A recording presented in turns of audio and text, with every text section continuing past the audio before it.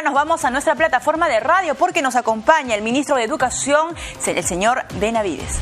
¿Está usted informado de estos procedimientos parlamentarios? Bueno, lo que se acordó la última reunión que hubo del Pleno es que se iba a presentar la moción, ¿no?, para ser votada, y luego de eso, de ver cómo, dependiendo de ese resultado, iba a decidirse si había una interpelación o no, ¿no? De acuerdo. Ahora, hemos hablado con el primer ministro que hizo una referencia a un tema de política educativa, el tema de la lucha contra la deserción escolar y universitaria, y para eso él ha sugerido que se podría diseñar un bono de apoyo a estos jóvenes que se ven en la situación económica de no poder continuar con sus estudios, afirmando que sería lo peor que le pueda pasar a nuestro país. Sin duda, nosotros hemos desde el primer momento buscado atender esa emergencia. Este año hemos duplicado las becas que da Pronavec. Hemos pasado de 12.000 becas al año a aproximadamente 28.000 becas. Y en concreto para el tema de la continuidad de estudios superiores sacamos la beca continuidad que da aproximadamente 10.000 becas a estudiantes universitarios y de institutos. Estamos ahora mismo en conversaciones con el MES para ampliar aún esa cobertura de becas, bajo el entendimiento que tenemos que hacer todo el esfuerzo posible para que efectivamente no ocurra una deserción importante de los estudiantes universitarios, ni tampoco de los institutos, ¿no?, que es otra institución que nos preocupa también en este contexto. Ministro, ¿y tienen alguna medición preliminar inicial sobre posibilidades de deserción? Y básicamente yo he estado en el clavo, además de los últimos años de escuela, de colegio, los institutos y las universidades, pero adicionalmente han medido, por ejemplo, la participación digital que hay hasta ahora durante esta pandemia, donde no hay presencia de escolares ni de estudiantes en ninguno de los niveles. O sea, ¿cómo va la cosa? Sabemos que está muy lejos de ser lo ideal y lo eficiente, pero lo cierto es que se han hecho los esfuerzos. ¿Han medido preliminarmente cómo va la cosa? Sí, en el caso de la educación básica, nosotros hacemos mediciones cada mes. Esas mediciones nos han permitido encontrar la situación que estamos logrando llegar a aproximadamente un 95-96% de los hogares que tienen hijos en educación pública.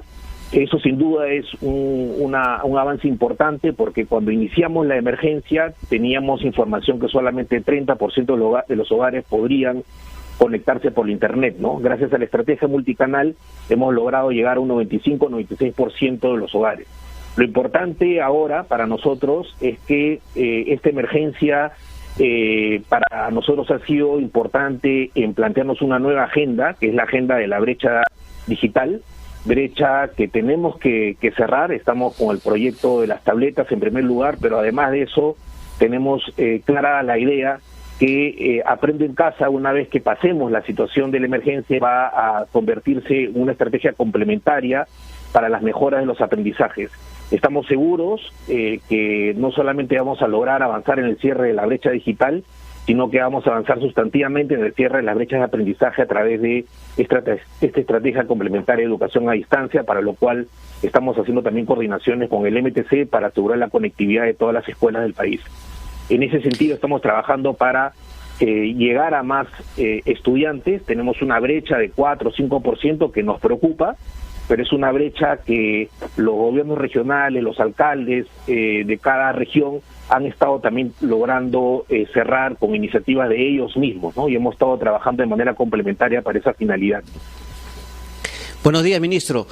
En los últimos días hemos leído recomendaciones o posturas en el sentido de que es necesario desarrollar de aquí a corto plazo un plan coherente para el retorno a las clases presenciales. Sé que estas se han determinado en aquellas zonas en donde el nivel de contagios es muy bajo, pero ¿es viable desarrollar de aquí a fin de año este plan para que ya a nivel integral, a nivel país, pueda de alguna forma concretarse esto del retorno a clases presenciales, si no totalmente, al menos en una medida suficiente para garantizar la educación? Sí, nosotros hemos venido ya trabajando en diseñar protocolos Esos protocolos los hemos planteado a través de una resolución viceministerial y hemos señalado que en aquellas localidades donde no haya riesgo de contagio y si está de acuerdo la comunidad, podría haber una apertura de los colegios. Pero en general estamos ahora, y justamente el día de hoy, vamos a hacer un lanzamiento de una estrategia de UNESCO, UNICEF y otras instituciones multilaterales como el Banco Mundial, que nos van a dar soporte en esta idea que tenemos nosotros de promover un retorno seguro a las escuelas. Ese retorno seguro a las escuelas no tiene únicamente que ver con los protocolos, que más o menos los tenemos delineados, con las actividades pedagógicas, que no serían igualmente intensivas como lo han sido en el periodo de la normalidad educativa, ni tampoco únicamente con infraestructura, que tenemos que estar ya pensando en adaptar para esa finalidad, sino también con la generación de una confianza en la comunidad educativa, ¿no? Sí. Tenemos que trabajar en tenemos este tema. Ir a una pausa, el tema es muy importante, quisiéramos que nos expliquen qué consiste esta coalición por la educación, para la educación, que su ministerio está lanzando, nos dice. Estamos con más aquí en la Central de Informaciones de Educación, así que nos enganchamos inmediatamente con radio. Con otros países, sino la contribución de servicios y herramientas para la educación a distancia que se vienen usando con éxito en otros países. Denos algunos detalles, por favor, de esta coalición, señor ministro, antes de hablar con representantes tanto de la UNESCO como de la UNICEF. Sí, mire, como le decía, nosotros tenemos en este momento 3 objetivos generales, ¿no? Por un lado, garantizar la calidad de las instituciones educativas peruanas, tratando de promover un sistema de aseguramiento en la superior, así como lo hemos hecho en la universitaria, en los institutos técnicos, pero también en la básica. Queremos trabajar fuertemente en el cierre de brechas de aprendizajes, empezando por la brecha digital, pero también esto tiene que ver con la brecha de infraestructura.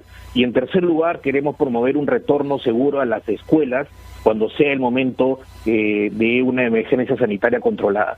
Para esos 3 fines tenemos la suerte de que UNESCO, UNICEF, el Fondo de Población, el Banco Mundial, BID y otras organizaciones han desarrollado una coalición global por la educación y han seleccionado por primera vez un capítulo local que es el Perú, a partir de lo cual nosotros vamos a poder establecer estrategias coordinadas para pensar los efectos de la emergencia en el sistema educativo peruano. Vamos a lograr fortalecer y canalizar el respaldo internacional a la estrategia educativa peruana que tenemos y vamos a poder ampliar, canalizar el apoyo de organismos internacionales, el sector privado y la sociedad civil, ¿no?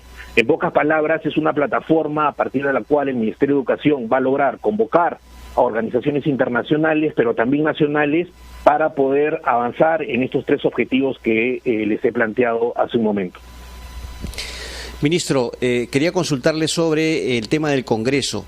Hay una moción de interpelación pendiente, ya se ha dado cuenta justamente en el Parlamento. El Premier ha dicho hace unos minutos que el Parlamento y el Ejecutivo deben conciliar en estos momentos de una situación muy complicada. Sin embargo, ¿usted considera que el Parlamento debe, por el momento, dejar de lado las interpelaciones para no interrumpir el trabajo del Ejecutivo? ¿Ve usted una animadversión de ciertos sectores políticos en su contra su gestión por no sé qué tipo de intereses? Bueno, yo ya me he pronunciado sobre ese tema en las semanas anteriores, ¿no? Es muy objetivo, digamos, lo que ha ocurrido en relación a los cuestionamientos al trabajo de la SUNEDU. En este momento SUNEDU está enfrentando una comisión investigadora del Congreso, está enfrentando una comisión de investigación de la Contraloría y también está enfrentando una investigación... Pero si esa es la motivación, ministro, discúlpeme que lo interrumpa, no va a parar. O sea, no va a cambiar la cosa por una invocación que haga precisamente el Consejo de Ministros, ¿no? Bueno, yo espero que cambie, que se den cuenta, digamos, que acá lo único que ha habido es una institución que ha cumplido con su servicio público, que ha actuado conforme a la ley, que todos los procesos han sido transparentes y que tenemos que mirar hacia adelante, ¿no? Esta es una reforma que tiene que continuar, que ya ha mostrado resultados importantes. El día de hoy precisamente se están cumpliendo 6 años de la ley universitaria, tenemos mejores universidades y ese es el camino que hay que seguir. Y hay que olvidarse del pasado, hay que olvidarse de esos momentos en los cuales las universidades servían para propósitos completamente diferentes de los educativos y buscar más bien alinearlas cada vez más al desarrollo nacional, ¿no? Ese es el objetivo de la reforma universitaria y es lo que tenemos que empujar todos, ¿no? La sociedad, las comunidades universitarias y también, digamos, los actores políticos. Bueno, volviendo al tema que nos convoca también, que es este lanzamiento del capítulo peruano de la Coalición para la Educación COVID, usted ha señalado 3 ejes fundamentales, ¿no? Calidad, cierre de brechas y retorno seguro a las escuelas. Esto último probablemente sea lo más factible. Lo otro, ¿no?, carga el déficit de décadas, ¿no? Y justamente tenemos en la línea a don Ernesto Fernández, representante de UNESCO, y también a Ana de Mendoza, representante de UNICEF, que son parte de esta coalición. Quisiera darle la bienvenida y digamos, en el tiempo necesario decir exactamente cuál es el aporte de cada una de estas instituciones. Don Ernesto Fernández, ¿cómo está? Bienvenido. Estamos con el ministro de Educación del Perú. Buenos días, muchísimas gracias por tenerme. La coalición, realmente la coalición global, es una oportunidad para no solamente trabajar bilateralmente entre nuestras agencias y el gobierno, sino hacer un trabajo conjunto con toda la sociedad civil y las empresas y organismos internacionales, nacionales, entre todos, para contribuir justamente digamos, en 2 sentidos. Uno, en que estamos en una crisis en la que hay que poner el hombro y salir para adelante, pero el otro, lo que llaman esto de reconstruir mejor, es decir, llegar a volver hacia adelante un sistema educativo resiliente, un sistema educativo que esté en condiciones de absorber y de enfrentar este tipo de crisis. El caso del Perú ha sido muy interesante y la UNESCO lo ve como un caso realmente una buena práctica en cuanto a la reacción muy rápida, y por eso también fue el primer país en el cual hemos propuesto el establecimiento de un capítulo nacional de esta coalición. Así que para nosotros, sobre todo, es contribuir con las capacidades técnicas, ¿no? Con los saberes no solamente de algunos de nuestros colegas que están en Perú, sino con los saberes globales de una organización como la UNESCO, para apoyar al Perú en esta salida. Entonces, los documentos, los temas que se marcaban, por ejemplo, el tema de la vuelta a clases, bueno, junto con UNICEF y el Banco Mundial hemos estado trabajando en eso, hemos estado trabajando en las habilidades socioemocionales, en cómo incluir esto en la educación a distancia, bueno, una serie de temas a las cuales desde lo técnico hemos buscado contribuir.